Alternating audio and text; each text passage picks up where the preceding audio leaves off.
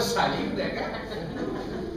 Salvo que sea el dueño de Twitter, que quizás pueda escapar, creo que ninguno de nosotros estaríamos con esa posibilidad. Entonces, en ese contexto donde vemos que somos una pequeña esfera que está en el universo y que empezamos a reconocer los impactos que la humanidad puede generar sobre el planeta, es que empezamos a dimensionar, a tomar conciencia, a elaborar principios, a generar lo que serían los valores, las metas y los planes de acción. Si nosotros queremos hablar de cambio climático, del calentamiento global específicamente, tenemos que pensar en qué es el efecto invernadero. ¿Cuál es nuestra principal fuente de energía? ¿Y cuál es nuestra principal fuente de energía?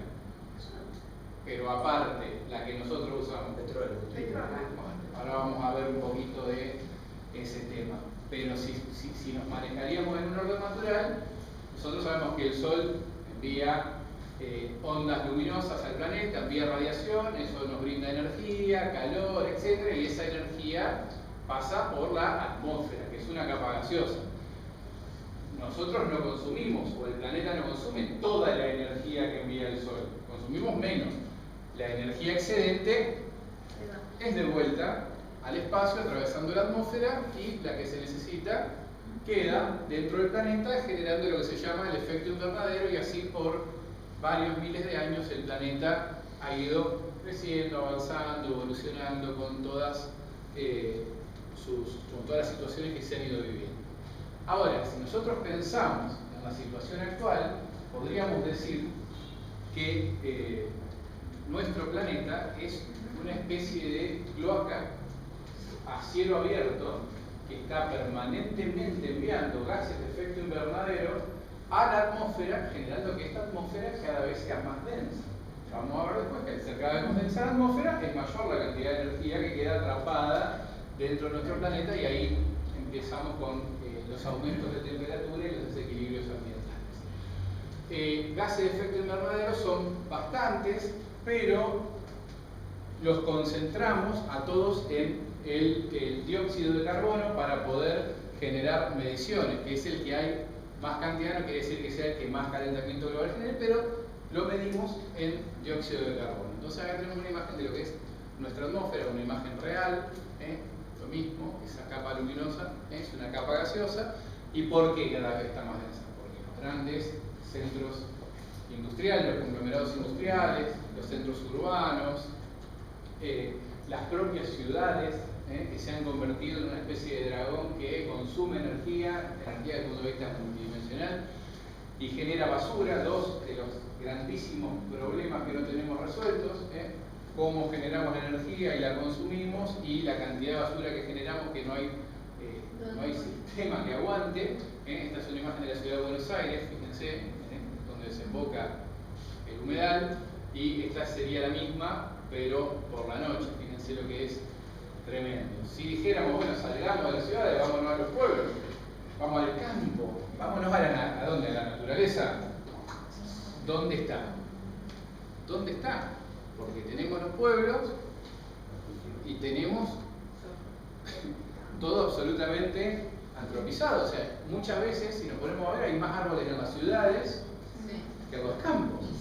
Y ahí, claro, y se han ido generando grandísimos desmontes a lo largo de todo este tiempo, que no vamos a tocar esa parte, pero además de los desmontes, la falta de árboles que hay en distintos lugares, más allá de que haya habido más o menos en algunos o en otros lugares, porque muchas veces siempre charlamos con Leandro, y dice, bueno, pero acá no estaban los montes, acá siempre hubo, bueno, pero existieron las galerías, todo lo que, si nos ponemos a pensar hoy mismo en lo que son los costados del río Carcarañá, se han generado, independientemente de ser una reserva, grandes montes. Ven, por ejemplo, el barrio este Principado que está enfrente de Olivero. Uno se queda ahí cerquita y escucha la sierra permanentemente. Si hablamos del mismo humedal, dicen, sí, quema de pastizales. No es quema de pastizales, porque sí, está bien, se quema el pasto hoy, el que estaba generado, el pastizal que había abajo de las lagunas, los arroyitos, etc. Pero también los bosquecitos de Albardón, los sausales, los timbúes, o sea, se llevó puesto todo. Y además con nuestro sistema, con la gran inyección de químicos y agroquímicos. Si nos vamos a la cordillera, seguimos con el mismo sistema extractivista: dinamita, cianuro, dique de cola. Esta es una imagen de minera de la lumbrera en Catamarca. Miles y miles y miles de millones de litros de agua por día. Hoy está en un proceso de cierre también. Pero fíjense los cráteres que generamos. Y cuando uno ve una 4x4 en la calle, ¿le parece un vehículo grande? Bueno, fíjense lo que se utiliza para gestionar la megaminería a cielo abierto, comparado con una 4x4. En definitiva, hay una gran cantidad de actividades que nuestra especie desarrolla permanentemente, son las más convencionales, que generan gases de efecto invernadero, aparte de todos los problemas de contaminación y de daño ambiental que se generan, que también forman parte de esta crisis climática, por lo cual nuestra atmósfera cada vez gana mayor densidad. Pero hay una actividad que no se menciona entre todas estas, que son las que reconocen la mayoría de los gobiernos o los países del mundo. La actividad bélica, la actividad que más parecería que nos gusta a los seres humanos, y esa actividad bélica que se lleva adelante para apropiarse de los recursos naturales. Principalmente, hasta el momento, ha sido siempre o principalmente por obtener la fuente de energía de combustibles fósiles que son los que generan la población. Ahora, si todas esas actividades que yo les mostraba recién generan gases de efecto invernadero, ¿qué genera esto? O esto. Multiplicado, pero por miles de millones de veces. Choques culturales, etc. Esas son imágenes de la guerra convencional, previo a la pandemia. Oriente-Occidente, esos choques, por un lado, los ejércitos. O sea, yo cuando era más chico pensaba que nunca más iba a haber guerra en el mundo. O sea, yo me creía, no, qué bárbaro lo que había pasado en otro momento, pero ahora ya la humanidad avanzó muchísimo en la relación. Sin embargo, en este siglo nosotros seguimos viendo imágenes como esta que son realmente desgarradoras, pero son reales. O sea, esto no es un cuento, esto pasa. Pero hay vuelto. O sea, si vamos con un ejército convencional a un lugar y lo atacamos, seguramente a quien atacamos va a querer defenderse. Bueno, y así aparece el terrorismo, los atentados a las Torres Gemelas, atentados en París, atentados en Bruselas, en Siria, en todo este tiempo que fue pasando, pero mucho antes, en esta globalización del terrorismo, yo digo terrorismo ambiental, la sufrimos nosotros acá, en Buenos Aires, acá de hambre. Entonces, no, dentro de esa esfera que hoy veíamos, sabemos que primero no hay como irse afuera, pero después de los desastres o de las irracionalidades que vivimos, tampoco hay a dónde ir, porque hay lugares más tranquilos que otros, pero en cualquier momento las cosas pasan. Bueno, pasó la pandemia y todos íbamos a salir unidos de la mano porque aprendimos de esto. Bueno, no aprendimos nada. Guerra, OTAN, Rusia y todos estos países que han generado esta catástrofe climática en un primer momento, que nos dicen todas las acciones que tenemos que hacer para conservar, para proteger el planeta, los recursos, etc., están con los colmillos así, esperando que se derrita el Ártico para ir a sacar el petróleo de allá. Militarizando Rusia, Estados Unidos, Francia, China, todo está metido. Perdón, doctor, que todas las guerras que pasamos, que estamos sufriendo, tratan de confundirnos, no son por liberar a algo ni por ideales, son por intereses, por poder, por más poder. Y nosotros somos sus víctimas. Eso es exactamente lo que pretendo expresar. Es así. Es así. No es por la justicia, por la libertad, por los valores que decir que decía es un guerrero, es un orgullo. No, es ir a apropiarse de los recursos. O sea, bueno, y si queremos ver cómo está distribuido el consumo energético a nivel global, no hablo de electricidad, hablo de energía en todas sus dimensiones. Podemos ver que en este mapita cómo es el consumo principalmente a nivel global.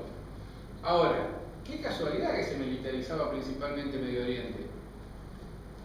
Estos son los yacimientos de combustibles fósiles convencionales.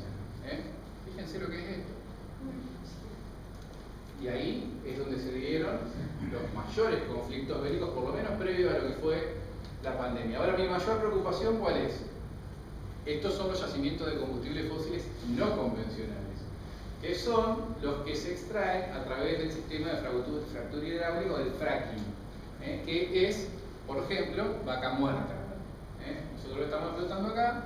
Yo siempre digo, porque uno no es que se pone en contra de todo lo que tenga que ver con un desarrollo económico o alguna cuestión, pero digo, ¿Vaca Muerta para qué? Vaca Muerta para sacar la energía de abajo de la tierra y ponerla en la contaminación en el aire, o Vaca Muerta para hacer una transformación en la materia energética.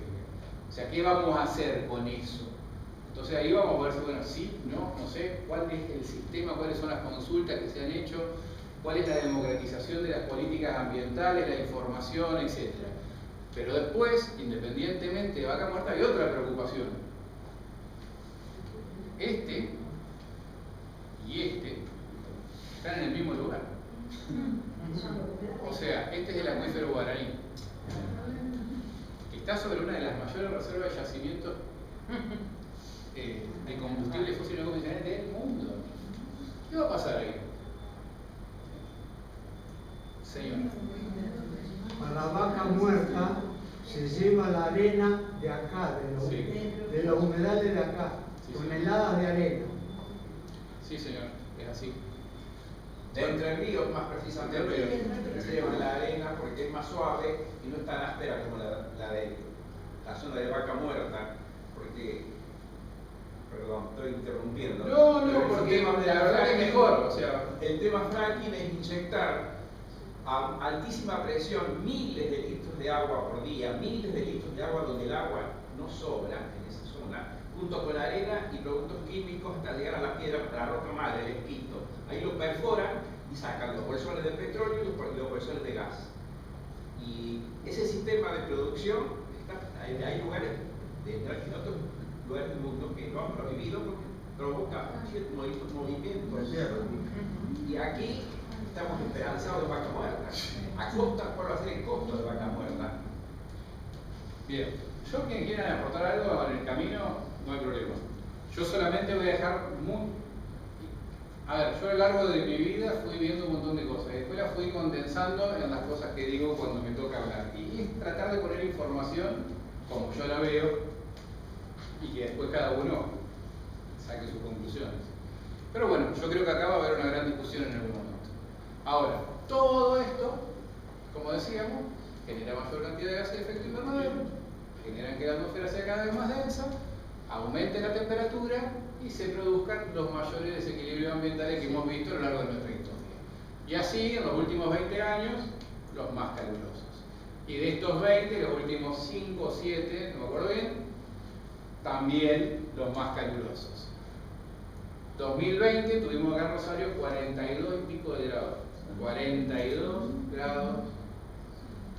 Ahora, esto no es gratuito. O sea, con 42 grados, con 43 grados, o 42 y medio se muere gente. Porque son horas de calor. Y con 42 grados o 40 y pico de grados, están todos los aires de la ciudad prendidos. Con un enorme, o sea, es un círculo vicioso que realmente hoy no se le encuentra una solución concreta. Pero bueno, no solo acá, también pasó en Brasil con 50 grados, en septiembre de 2020, pasa en Francia, y con el aumento de la temperatura atmosférica también nos encontramos con el aumento de la temperatura de los océanos. Al aumentar la temperatura de los océanos, cada vez las tormentas, ¿qué tal? No hay problema.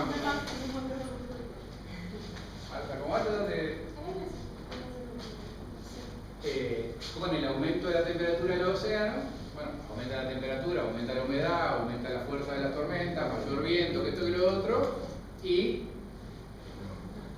genera también estos huracanes, terremotos, deslizamientos, etc. Yo siempre digo, en esa esfera que estábamos ahí, podemos decir que estamos todos en el mismo barco, ¿no? Pero no. estamos todos en el mismo camarote. Algunos están más arriba y otros se hunden más rápido. Entonces, los países más pobres tienen menor capacidad de adaptación a la crisis climática. Por eso se generan todos estos problemas. Ahora, cuando pegó en Miami el huracán hace un mes atrás, yo creo que mucha gente estuvo festejando.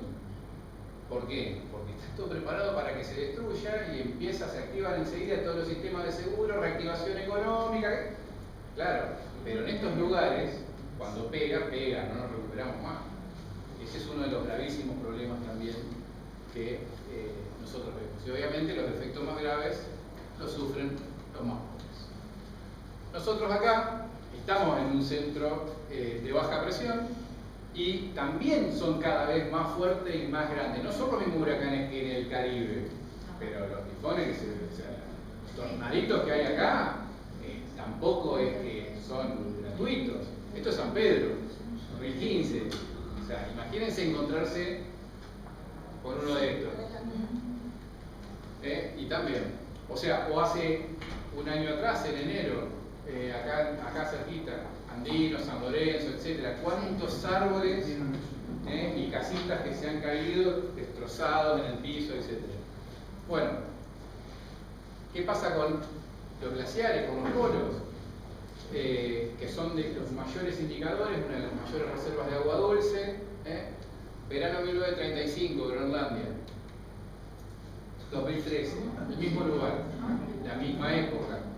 O sea, desaparecen directamente los glaciares, Alaska.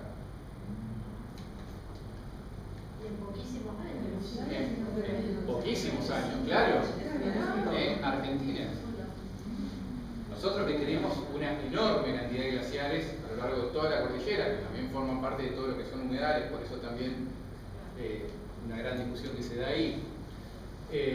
Y aumenta la temperatura, y va aumentando también la temperatura del océano, y empieza a evaporarse mayor cantidad, o sea, todo un sistema. Empieza a evaporarse mayor cantidad de agua, genera más nubes, y las precipitaciones globales también empiezan a tener mayores récords. O sea, en algunos lugares deja de llover y en otros lugares llueve a un ritmo que realmente es imparable y que no se está preparado para poder recibir tanta cantidad de agua, tantos milímetros en tan poco tiempo. En todos lados. Acá podemos ver una de China, con pérdidas enormes, como siempre decimos. Esta fue 2003. Yo siempre la muestro porque es emblemática, porque es la foto que muestra la irresponsabilidad de los funcionarios públicos en su máxima expresión. Porque esto fue un tema de tiempos. Si se hubiera terminado a tiempo, como estaba planificada, la defensa, con la Giné, Claro, esto no pasaba. Sin embargo, como faltó un pedacito, creció el río y entró el agua por ahí, generando el doble de problema, porque una vez que entró, como había gran parte de la defensa que ya estaba construida, fue una trampa mortal. Bueno, y no es solo el agua, es el agua, los saqueos, las enfermedades, los robos, los tiros, Exactamente. Menicué, Stanford, Alemania. ¿Se evapora solo el agua del océano? No. Se evapora también la humedad de la tierra. Entonces también, sumado a la falta de lluvias en algunos lugares, el calor extremo empieza a evaporar la humedad. Y así, en grandes partes de América del Sur, de México, de Estados Unidos, terribles sequías acompañado de un fenómeno que es la tercera niña consecutiva que nosotros hemos vivido en este tiempo, y por eso también la bajante más larga de los últimos 140 años, etcétera, que esto lo vimos el año, o sea, hoy lo tenemos más o menos en 2,5 metros el río, pero estuvimos por abajo de los 50, y esto no genera un impacto ambiental absolutamente negativo. Vaya si lo genera. Bueno, al estar más seco, también, y al hacer tanto calor, mayor cantidad de incendios.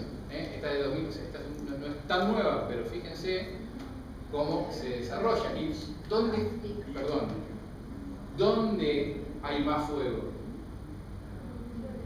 En los lugares donde hay a donde podemos desmontar. Claro.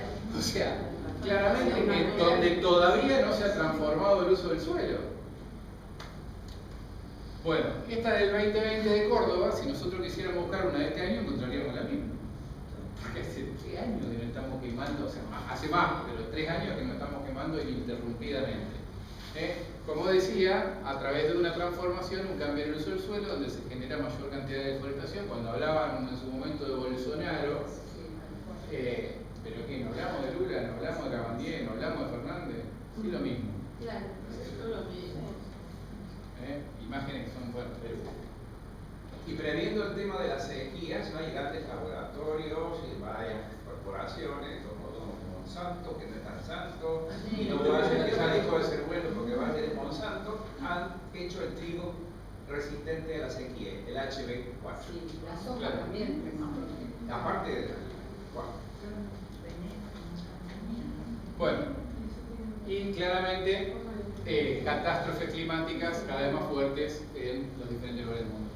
Esta aseveración de que el cambio climático es la mayor amenaza para la salud, bueno, ya lo vivimos. Al eliminarse mosaicos ecológicos, obviamente los virus van avanzando. Y la otra tiene que ver con la contaminación del aire, una de las mayores preocupaciones del momento, porque cada vez hay mayor cantidad de muertes por las causas de la contaminación en el aire. Hay lugares que la contaminación es permanente. Podemos hablar de Santiago de Chile, podemos hablar de México, podemos hablar de India o de China, pero nosotros lo vivimos en carne propia, no hace mucho tiempo. La diferencia es que esto no es permanente, o sea, va variando. Lo que pasa es que en los últimos 3 años tuvimos picos de contaminación que fueron casi sistemáticos, y en ese punto, sí señor. Hoy se trató la ley de humedales y los que tenían que participar no fueron.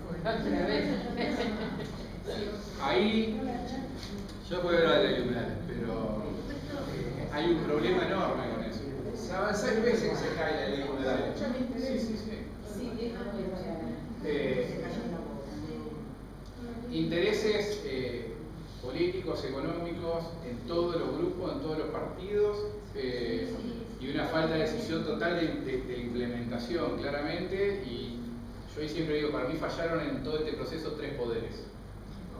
El legislativo no pudo ponerse de acuerdo para poner una ley de humedales acorde a la necesidad de nuestro país, que contemple obviamente todos los intereses, porque hacer una ley que solo contemple los intereses de la producción no sirve, que solo contemple los intereses de los ambientalistas tampoco sirve, que solo contemple, o sea, tiene que tener la integración, porque si no va directo al fracaso, como la mayoría de la legislación ambiental, que es maravillosa, que tenemos nosotros en el país, pero que a la hora de su implementación, lo voy a tocar ahora cuando muestre lo que tiene que ver con los desmontes del 2020. Pero bueno, acá estamos en el aire.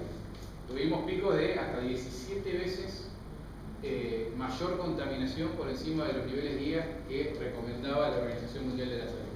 O salíamos así, o adentro, los que tenían suerte de que no le entre el humo por la ventana. Bueno, y obviamente, junto con el nacimiento en su momento de la Convención Marco contra el Cambio Climático, la Convención sobre Biodiversidad, y ya estamos hablando de 1992, o sea, no estamos diciendo cosas nuevas, estamos diciendo cosas que hace mucho tiempo se vienen charlando. Creo que luego estuviste participando en algunas de estas, en la de Cambio Climático. Después va a hacer algún aporte con eso. Bueno, y a pesar de que sabemos todo esto y de que lo venimos repitiendo y que los países hacen declaraciones, etc., las Naciones Unidas permanentemente titula que sigue aumentando la temperatura, que siguen las crisis climáticas, que siguen las catástrofes, que esto es absolutamente imparable y que por más que dejaríamos de emitir hoy en todo el mundo en el mismo tiempo, igualmente no llegaríamos a cumplir los objetivos del Acuerdo de París. Un acuerdo que se da en el 2015, donde lo que se plantea es que no debemos pasar los niveles de temperatura en más de tratar de 1,5 por lo menos, sino en 2, por encima de los niveles preindustriales. Sí, señor. Sí, pero Estados Unidos no firmó. Estados Unidos sí firmó, pero luego lo retiró Trump del acuerdo y después con Biden volvieron. Pero por más que todos firmen, a mí me da lo mismo, ninguno pretende cumplir con esto, pero sí pretenden que se cumplan los países periféricos. Sí. Bueno, yo siempre digo, está todo inventado.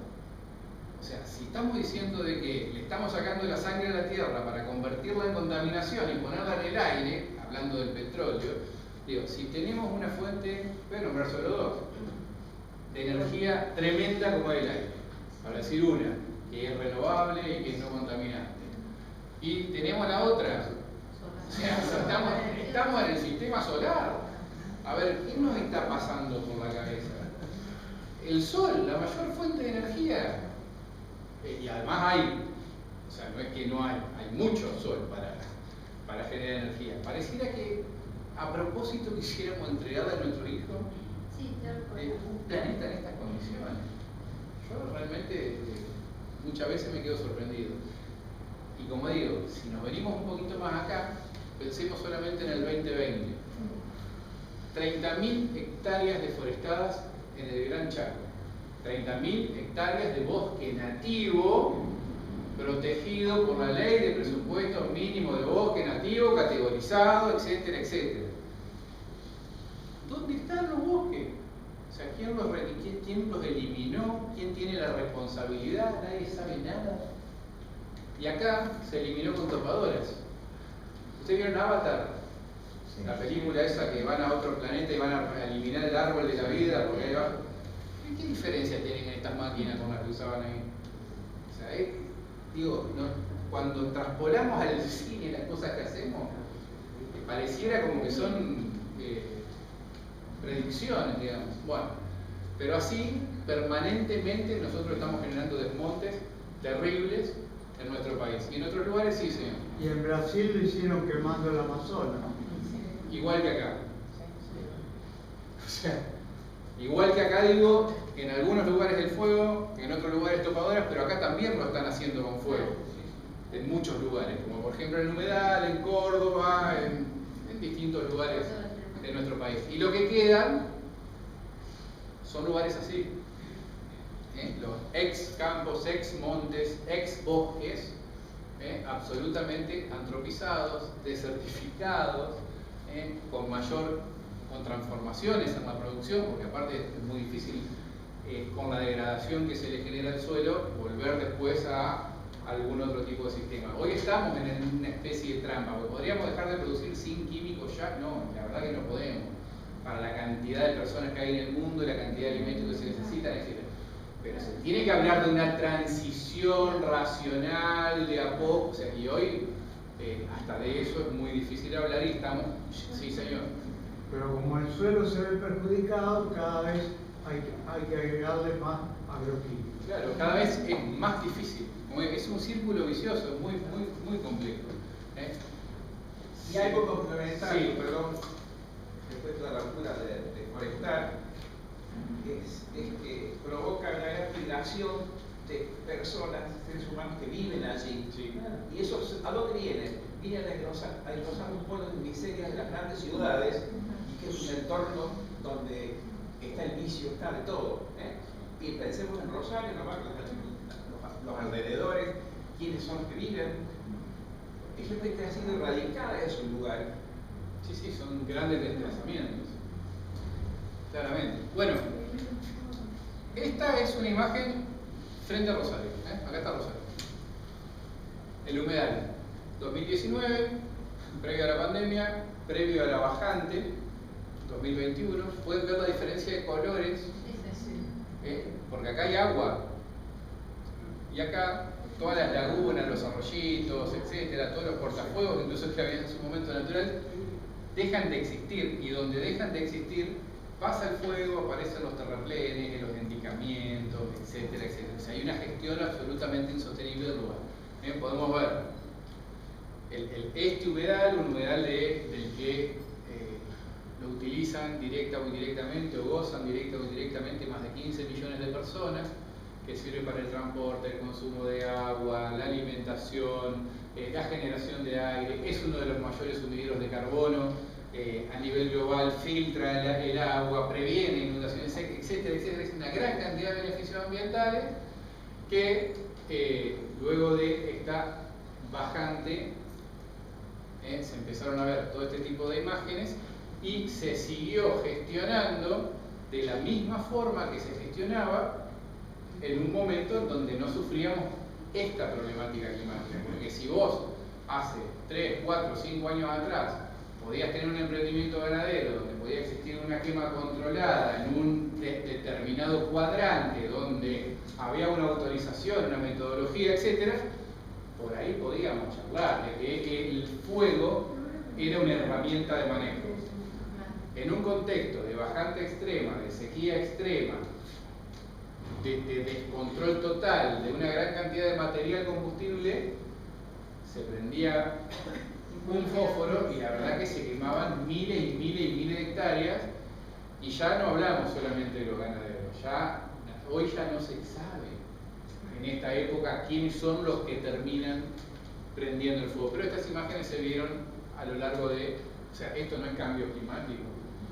Bueno, ahí dice, no sé, vamos a ver, porque y yo no digo que la niña es cambio climático, ese fenómeno que se da en el Pacífico. Pero en este contexto, con todas las transformaciones que se dieron, lo que generó son procesos mucho más. ¿Te acordás que antes decía la niña 4 años, el niño 4 años? Y ahora la niña duró más de 4 años. No, 1 año y 1 año. Y ahora estuvimos 3 años. Supuestamente, ahora vendría un periodo de transición y después nos vamos a inundar. Vamos a inundar en serio. Claro. Y bueno, pero fue pasando ya eso. Sí, bueno, en un momento pero no con la potencia y la gravedad. O sea, cada vez los desequilibrios son más fuertes. Sí, seguro. Bueno, nos vamos a la isla ahora, pero ya no vamos a mirar la bajante, vamos a mirar la tierra.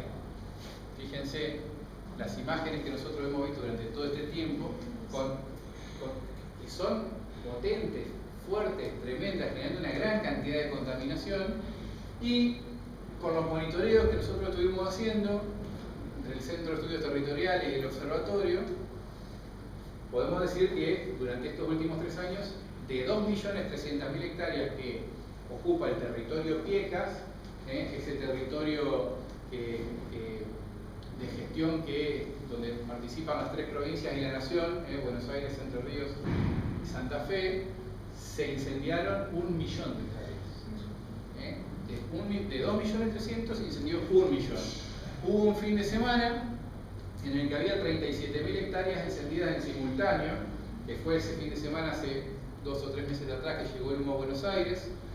Ahí se activa la cuestión, se envía el ejército, fíjense, o sea, la cantidad de fuego que había.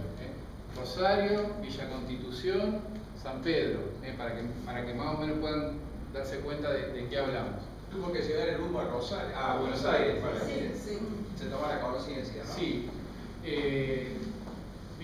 Bueno, era tremendo, se veía fuego por todos lados, una cosa que terrible. Bueno, viene el ejército, nosotros en ese momento dijimos, bueno, qué bien que viene el ejército, porque van a atrapar a los delincuentes, porque este es un problema de seguridad, porque el Estado no está en el territorio, viene cualquiera y prende fuego. Pero ¿qué nos pasó? Vino el ejército a ayudar a los brigadistas a seguir apagando el fuego. Claro que nos empezamos a quejar ahí, pero no, o sea, seguimos atacando el desenlace del problema en vez de prevenir el incendio. Claro, y en una semana, 10 días más o menos, parecía que nos habían tapado la boca.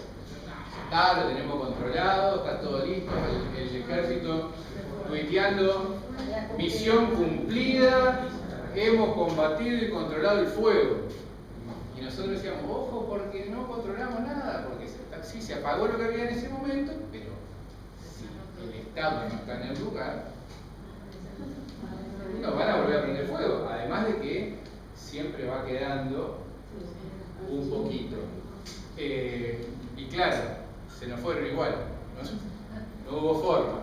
Pero a los 5 días, esto estaba así. Esta es una más ampliada de lo que es el resto del país, o sea, que no es solamente acá. Y para el fin de semana siguiente estábamos hablando de unas 17.000 hectáreas de fuego, por lo cual tiene que volver el ejército. Esto es todo lo que es región Pica, lo que es la parte del humedal, y otra vez a correr a combatir los incendios. Ahora, ¿qué hay donde pasa el fuego? Hay animales, hay gente, hay campo, hay biodiversidad, todas estas especies maravillosas que nosotros vemos terminan lamentablemente muertos, quemados, asfixiados, o de este lado de la costa. Buenas, no pasa nada, adelante. Y nos cansamos de ver este tipo de imágenes que la verdad que para nosotros cada vez que las veíamos eran tremendas y la verdad que una angustia terrible porque son evitables, o sea, porque no tenemos por qué hacer esto. Bueno, son varias, pero esta es de acá. Y esta es del Amazonas. Es lo mismo. O sea, es lo mismo. ¿Yo por qué lo digo? Porque nosotros permanentemente miramos para arriba y decimos, ¡va Bolsonaro! O Brasil, el Amazonas. ¿Y el Delta? Bueno, obviamente los brigadistas, ustedes pueden ver las caras. O sea, porque además durante todo este proceso eran los mismos tipos los que iban a combatir los incendios. No era que había 200.000 tipos que se renovaban. O sea, nosotros debemos tener unos 40, Entre Ríos debe tener unos 25 y otro tanto Buenos Aires. Que aparte que no dan abasto, van y trabajan con pala y rastrillo en el lugar. Porque van generando los cortafuegos y realmente vos ves los tipos no dan abasto. Van los animales corriendo por la ruta, atropellados, etcétera, etcétera. Y bueno, y ahí también, fíjense esto. Esto es una laguna seca. Entonces sobre la laguna seca pasa el fuego. Pero si acá estaría la laguna, lo que tenemos acá son los bosques, los bosquecitos. Pero el fuego pasa, o sea, no es que dice, no, acá sí y acá no. Pasa. Bueno, ya seguimos Rosario, etcétera, y la última manifestación tan fuerte que se dio en el monumento, con el fuego de fondo. Pero bueno, hemos visto estas imágenes permanentemente, la verdad que...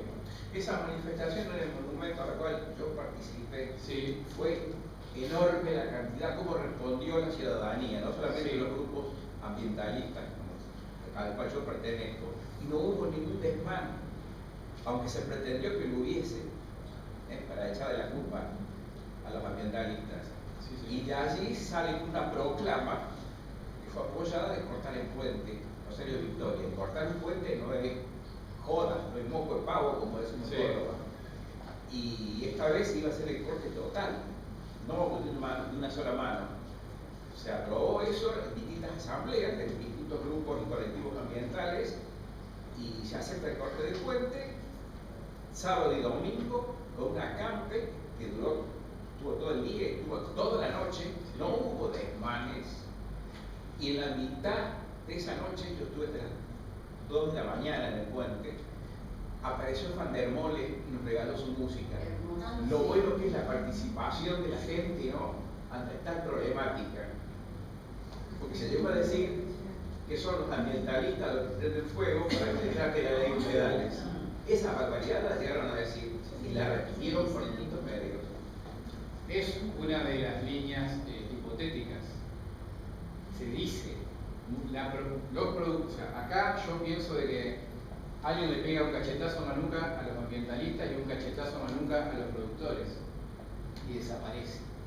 y después se miran la cara a los ambientalistas y los productores. Y esto es lo que a mí me da la impresión. Obviamente, todos con distintos sectores. Porque vos escuchás a los ambientalistas que los matan a los productores y escuchás a los productores que los matan a los ambientalistas, pero después, cuando uno ve el fuego en una época del año, en un lugar determinado del año, vos decís, ¿y este tipo está quemando su campo? ¿Para qué? Vos decís que es una estrategia que ambos... Yo no es que digo, a mí me resulta, me hace generar preguntas. Porque se ha quemado en todo momento, en toda época, desmedidamente y hasta muchas veces generándole más problemas que soluciones, claro, porque la excusa en algún momento la quema fue una manera, una forma y estaba O sea, la pregunta es quién se beneficia. ¿Quién se beneficia? Porque estamos todos mientras se pelean adentro, nos devoran los de fuera. Bueno, yo digo que esa cosa hay que pensarla. Yo no tengo la respuesta, a ver. Sí, pero miro. Bueno, lo extraño, perdón, sí. Lo extraño es que la gran cantidad de, hablando del humedal, que es un lugar donde se recicla la vida, la gran parte de las islas pertenecen a entrerrieros, ¿no es cierto? Y hay propietarios de miles de hectáreas en esa zona. O sea que se lo han mencionado con nombre y apellido, y nadie ha salido a hacer una mención, ni ellos han salido a defenderse. El silencio, muchas veces el silencio es indiferencia y nos contamina todo. Hay demandas. En las manifestaciones que estuve, señor, también estuvimos y nombraban, en un momento se había propuesto que no comprasen la marca de... Baglio. Claro, que no sé cómo se recordó, porque es uno de los Sí, señor. que tiene cantidad de tierra. Discúlpeme, yo quiero hacer una propuesta. Sí. La charla que está llevando está muy bien. Sería ideal que la completaras y después todo este intercambio de opiniones fuera a terminar la charla, porque si no, no te estamos dando lugar a que puedas desarrollarla con la riqueza que la está desarrollando. Bueno, vamos a un tema anecdótico. Muchas gracias. Bueno, en definitiva acá, ¿de qué dependíamos la mayoría del tiempo en estos 3 años? De para dónde soplaba el viento. Viento sur, viento norte, pero esa imagen tremenda es la que nosotros no queremos ver nunca más.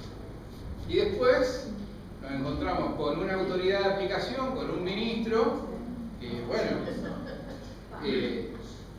que nos dicen, tenemos los faros de conservación, hay que meter preso a los ganaderos pura y exclusivamente, porque es pura y exclusivamente contra la producción,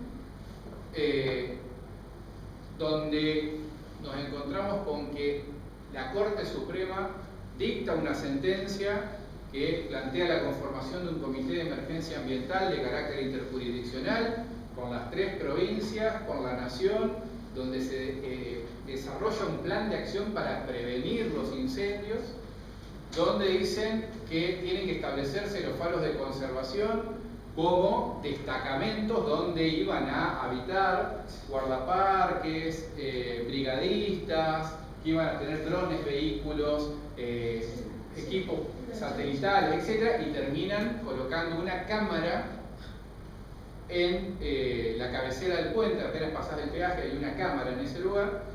Cuando nosotros, yendo a Victoria a participar de la elaboración del plan de manejo de la reserva, porque aparte esas casi 400.000 hectáreas que conforman los humedales de Victoria son una reserva natural, o sea, no es que no son una reserva natural municipal y provincial, y tiene un plan de manejo con zonas que se pueden tocar, con zonas que son intangibles, con lugares diferenciados. Lo está elaborando la Fundación Humedales y participamos de una reunión donde estuvieron los pescadores, los productores, los ambientalistas, académicos de distintos niveles, funcionarios, obviamente. Cada uno le masticaba la bronca de verlo al otro en mesas redondas, pero se desarrolló con un respeto. ¿Y qué era lo que nosotros tratábamos de incidir y plantear permanentemente? Si no está el Estado del lugar, no vamos a tener solución.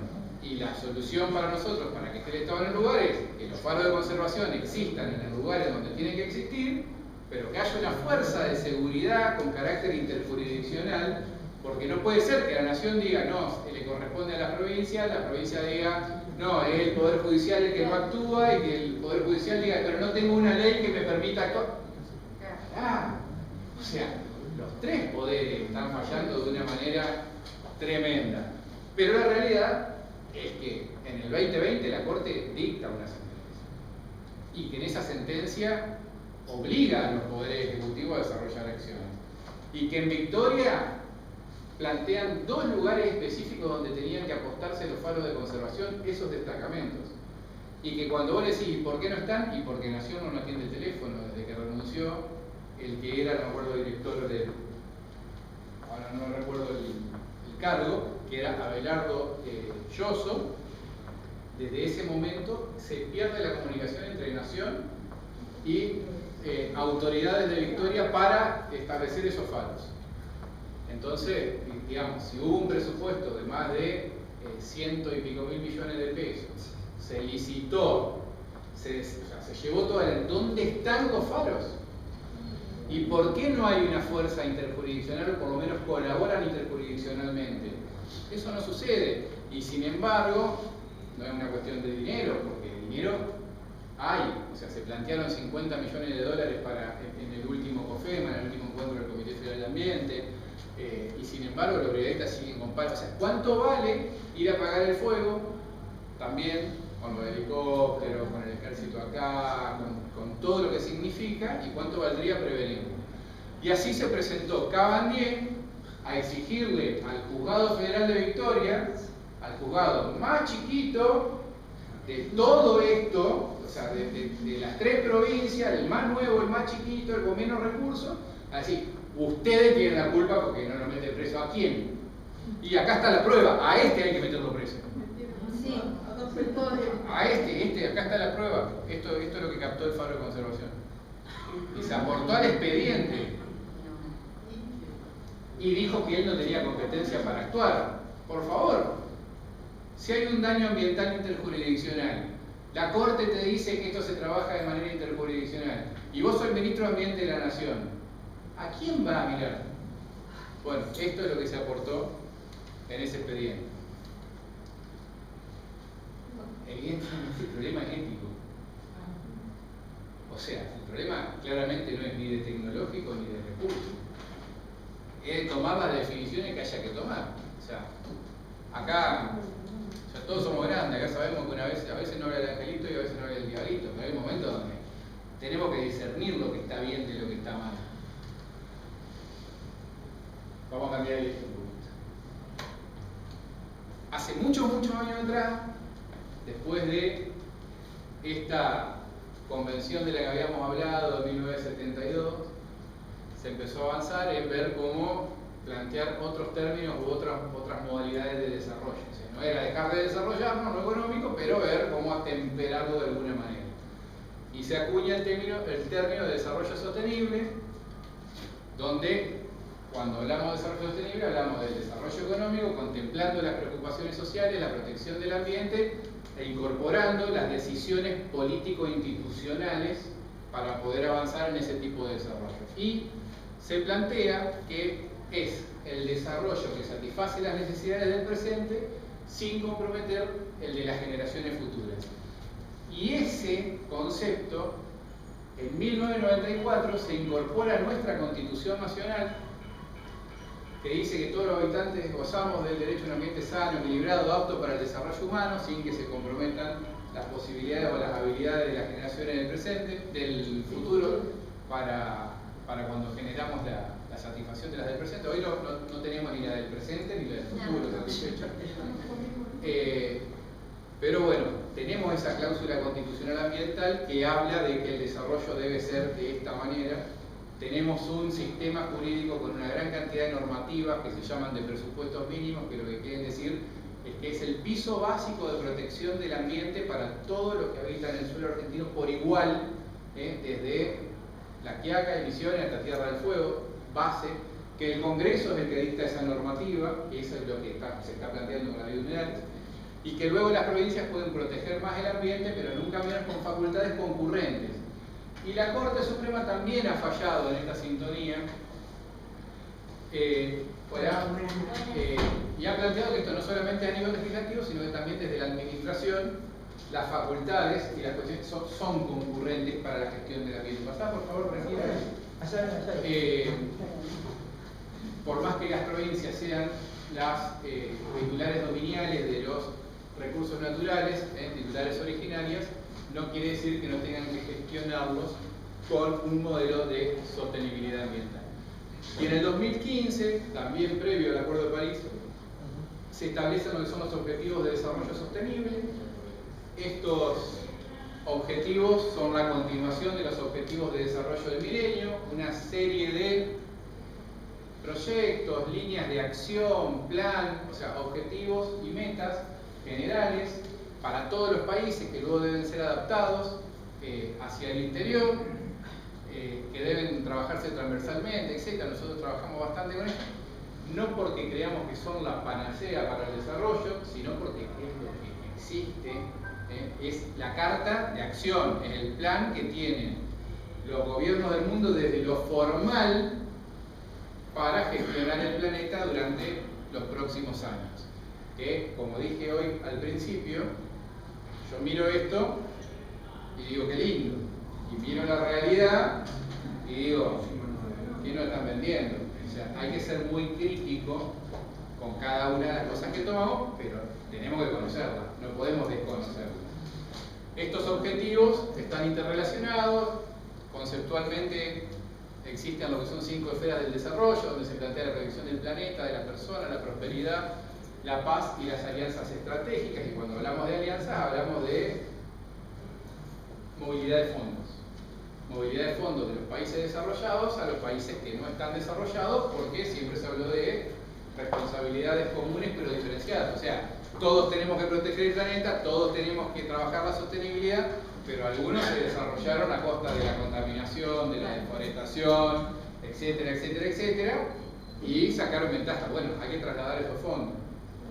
No existe el traslado de esos fondos. Por más que en París se planteó 100.000 millones de dólares anuales para trasladarlo, es imposible que una comuna o un municipio de una provincia de nuestro país tenga al menos la posibilidad de elaborar un proyecto para calificar en este tipo de fondos. Esa es la realidad. Así que uno tiene que tratar de hacer con lo que puede y con lo que tiene. La universidad ha movilizado muchos recursos. Cuando hablo de muchos recursos no hablo de millones, hablo de a nivel lo que es la universidad, digamos, que somos un pequeño estado, y cuando digo muchos recursos es mi sueldo, el de los chicos, el de los chicos, o sea, todo esto que se hace a pulmón. Trabajamos en un programa de educación para la sostenibilidad, que lo que hacemos esto se implementó este año en la Facultad de Derecho como prueba piloto por primera vez en una cátedra, y los estudiantes pudieron acceder al conocimiento de estos objetivos, hacer proyectos, ver cómo lo amasaban con el derecho, etcétera, siempre desde un punto de vista lo más crítico posible. Lanzamos un programa que se llama Más Aire UNR, donde colocamos en el cordón industrial unos 140 dispositivos de medición de calidad de aire. ¿Y por qué digo con lo que tenemos? Estos dispositivos son tachitos. Son recipientes que están dentro de una normativa. ¿Vos te acordás de cómo se llama la normativa? Alguna algún término en inglés, yo no soy, consultamos con los ingenieros para ver qué era lo que teníamos que colocar. Hoy retiramos unos 32 de la Escuela Santa Rosa de San Lorenzo y junto con la UTN nosotros les llevamos a ellos los dispositivos para que vean qué es lo que cae adentro y poder ver lo que es la calidad en cuanto a material particulado sedimentable. En una primera etapa ver cuánto, después vamos a ver qué, pero el primer programa que aparte se elabora a través de un voluntariado, con lo cual todos los que colocan ese dispositivo, ese tacho, ese balde, lo ponen durante 30 días en el techo de su casa, a los 30 días lo tapan y luego coordinamos cómo nosotros nos hacemos de los mismos. sería muy importante que en algún momento pensemos en trabajar conjuntamente en algo de esto. Aparte de esto, la universidad se plantea hacia adentro tratar de ser lo más sostenible posible en cuanto a sus acciones, porque la universidad también genera un impacto ambiental, y trabajamos todo lo que es nuestra gestión de residuos, RAEs, papel, plástico, siempre desde que buscamos el residuo hasta donde se dispone o se recicla, tenemos resuelta la situación. No se junta una ecobotella como pasaba antes, que después quedaban en un lugar que nadie sabía qué pasaba con eso. Hoy, desde que se junta hasta que se dispone, la idea con las ecobotellas es la generación de lo que son las ecotablets. Los RAEs van a Nodotau, que es una ONG que los recicla y lo que no va a disposición final, pero en un régimen de seguridad, con toda su trazabilidad, etc. Lo mismo el papel, con sus certificados de destrucción. Trabajamos en otro programa que tiene que ver con la compensación, principalmente, que se llama Arbolar UNR, donde hemos entregado unos 4.500 árboles desde que lanzamos ese programa. Estamos hablando prácticamente de 2 años y medio, donde empezamos a fortalecer los viveros de la Escuela Agrotécnica y el vivero de la Facultad de Ciencias Agrarias. Algunos árboles obviamente también se compran, porque muchas veces tenés que conseguirlos. Los árboles no es que se hacen en 5 minutos, sino que tienen todo su proceso. Ayúdame. ¿Qué me falta? Ecomovilidad. Ecomovilidad. Bueno, ¿por qué no me quedan por ahí en el tintero? Primero, uno de compostaje, que ya logramos que la Municipalidad de Rosario nos asigne un predio en Molino Blanco para hacer la compostera más grande de la ciudad, para poder llevar ahí todo el material compostable de los comedores universitarios.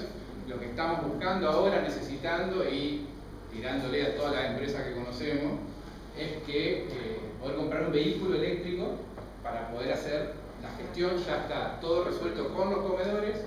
O sea, falta para terminar de poner en acción el sistema es un vehículo eléctrico para darle coherencia a todo el sistema. Planteamos un programa de ecomovilidad donde están los expedientes tramitados, etcétera, pero bueno, vamos de menor a mayor en lo que tiene que ver con inversión, ¿no?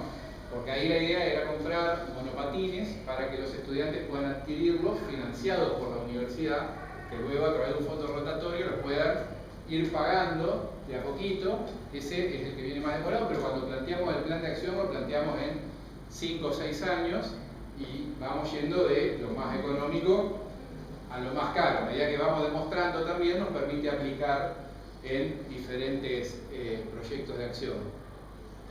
Y también planteamos Iberia Solar, que es el que va a ser el último, porque después también con todo el problema de la pandemia, las importaciones, etcétera, es muy difícil por ahí poder conseguir todo lo que son los paneles y los sistemas de energía solar, las luminarias, etcétera, pero que también hemos avanzado ya con los ingenieros que tienen a cargo todas estas situaciones, con lo cual es un tema que en algún u otro momento se va a ir avanzando en su concreción. Bueno. Sí. Cuando hablábamos hoy, hemos llevado adelante todo un proceso de asesoramiento jurídico de la ciudadanía con el tema de las quemas. Le dotamos de abogados y abogadas de forma gratuita a la gente, y hay demandas de daños y perjuicios contra titulares registrales de los terrenos que se quemaron, que están tramitando en los tribunales ordinarios. Colaboramos con la justicia en diferentes acciones permanentemente, principalmente peritando. Lo que no tenemos nosotros desde el observatorio, se busca quién es el científico, el investigador, el centro de estudio o la facultad que puede garantizar una muestra, un dictamen o lo que requiera la justicia. Por ejemplo, trabajamos con el Centro de Ingeniería Sanitaria permanentemente, y todo lo que son muestras de agua de contaminación va al Centro de Ingeniería. Tenemos los estudios, monitoreo permanente de lo que fueron los incendios en las islas, hectárea por hectárea, día por día, dando alertas si va a venir el viento, si no.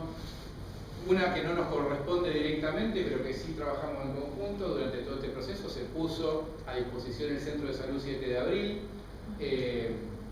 y se prestó asistencia a las personas que la necesitaban, sobre todo en el momento de la pandemia, donde muchas veces no había a dónde ir, se hacían las telellamadas, etc. Y ahora, último, nos mandamos una que recibimos un reto importante de prefectura.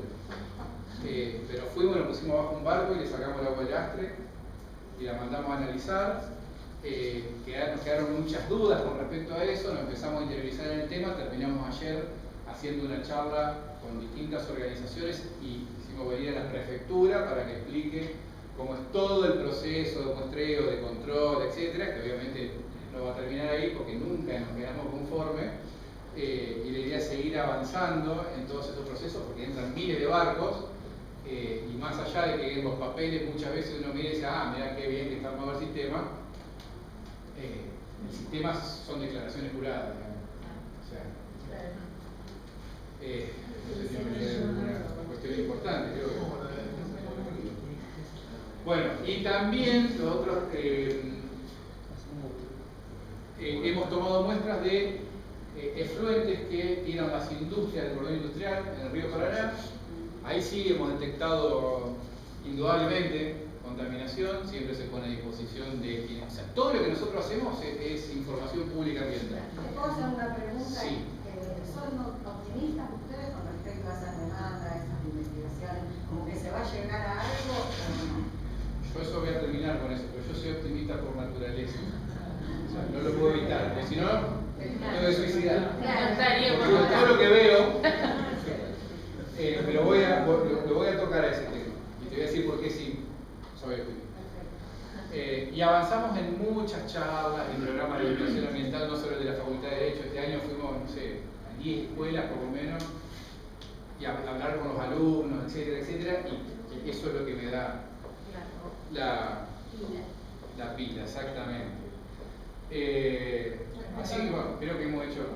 Bueno, y ahora lo que estamos tratando de hacer, porque como nos vinculamos con esta gente que trabaja científicamente las investigaciones de prefectura y otras acciones, y que hay toda una investigación a lo largo de toda la cuenca desde Paraguay hasta la desembocadura del río Paraná, yo quiero ver cómo están los sedimentos de todo el cordón industrial, porque claro, uno va, toma la muestra de agua, río, caudaloso, corre, te tiran una contaminación en un lugar y aparece en el otro lado.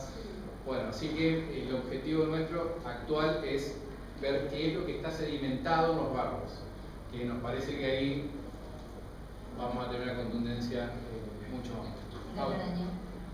Carcarañá, estamos ahora tratando de generar una audiencia pública por la represa de la empresa Semino. Hay una represa en Carcarañá, justamente, sí, Carcarañá, que está en una mole de cemento que está en el lugar hace unos 150 años. Hubo un pedido del Ministerio de Ambiente de la provincia en su momento para que se desmantele esa represa por el desequilibrio que generó, donde hay 10 veces más peces de un lado que del otro de la represa, o sea, porque no pueden subir. Y eso genera grave desequilibrio ecológico, porque no es solamente el pez que va, sino el ave que se va a comer el pez, la bacteria, el microorganismo y todo lo que mueve. Ahí hay una demanda que existe entre la empresa y la provincia por un amparo para que no se desmantele y una ONG que demanda también para que sí se desmantele y hay todo y de vuelta. Pero bueno, lo que nosotros estamos propiciando en ese tema, primero instalando el tema y segundo pidiendo que se haga una audiencia pública para que todos los que tengan algo que aportar con respecto a ese tema puedan hacerlo y que la justicia pueda tomar una definición adecuada. Bueno, para que estas cosas puedan avanzar, para terminar con todo lo feísimo que vimos al principio y tratar de contagiar lo lindo que estamos haciendo para adelante desde un pequeño estado también, porque nuestra universidad es una comunidad que equivale más grande que muchos municipios y comunas de la provincia, necesitamos que el Estado en todos sus niveles trabaje de manera conjunta, no matándose el Ejecutivo con el Judicial, con el Legislativo. Lo que necesitamos es que se trabaje conjuntamente y además claro, interjurisdiccionalmente, que la sociedad civil esté absolutamente activa, porque estamos en ese momento, ya me voy a referir a eso, pero la sociedad civil es la que empuja, la que plantea los intereses. Y necesitamos que el sector privado se la juegue también. Porque que hoy tengamos solamente un tratamiento del 10% de los residuos peligrosos que se generan en el país, es porque tenemos un sector privado y una falta de control por parte del Estado descomunal. El sector privado, que es el motor económico, que tiene a los empleados, que tiene a sus proveedores, que tiene toda la cadena de valor, tiene que también involucrarse en estos problemas. Y si tengo ilusión, y mirá, hace 50 años pisamos la luna. O dicen que pisamos la luna. Yo creo que sí. Él cree que no. Yo creo que sí. Pero no me cabe duda de que tenemos la tecnología para hacerlo. Hemos tenido referentes a lo largo de la historia que con discursos, mensajes de amor, de paz, de no violencia, han generado transformaciones impensadas. O sea, si hemos estado desesperanzados en otros momentos, y lo hemos estado, pero la humanidad, si quiere, si se lo plantea, como dije hoy, es una cuestión ética, puede salir. Hasta la Iglesia está planteando la problemática ambiental, independientemente de la cuestión ideológica, nos guste o no nos guste, pero hasta la Iglesia está planteando la problemática ambiental. Ahora, no es más el momento de líderes individuales. Eso que yo les mostré es historia, pero esto es el presente. Es el momento de las comunidades organizadas. Es el momento de generar mayor cantidad de líderes colectivos, juntos, que encuentren un mensaje y que se salga y se pelee. Porque la política no toma lo que a la gente no le interesa. La política toma lo que a las personas les importa, ¿por qué? Porque la política se ejerce a través de los votos. Y si la gente no lo vota, ¿y cuándo lo votan? Cuando plantean o defienden los temas que la gente entiende que son en los que hay que trabajar. Además de todas las presiones que hay que dar permanentemente. Sí, yo creo, en base a esa manifestación también que vimos en su momento, a todas esas manifestaciones que muchas veces dicen que es un grupo de loquitos que avanzan, pero que son quienes van a la vanguardia, pero muchas veces ese discurso se contagia, prende y se avanza, es la única manera de transformar la realidad. Estamos en el momento de democratizar las decisiones ambientales. Hoy tenemos incorporado en la legislación interna un acuerdo para América Latina y el Caribe, que se llama Acuerdo de Escazú, que habla de los derechos de acceso. ¿Acceso a qué? Acceso a la información pública ambiental, acceso a la toma de decisiones en materia de política ambiental y acceso a la justicia ambiental. Y nuestra Corte es bastante ejemplo de eso. Con lo cual las herramientas existen, necesitamos crecer, avanzar, consolidarnos, contagiar el discurso, ponerlo en la agenda pública, porque si nosotros queremos volver a ver este planeta así de azul, como estaba antes, así de lindo, como se ve desde la Luna, no tenemos que olvidarnos que nuestro planeta es un puntito que está en el universo y que la humanidad lo puede impactar de manera positiva o negativa. Depende de las acciones que nosotros tomemos y desarrollemos desde ahora y para el futuro.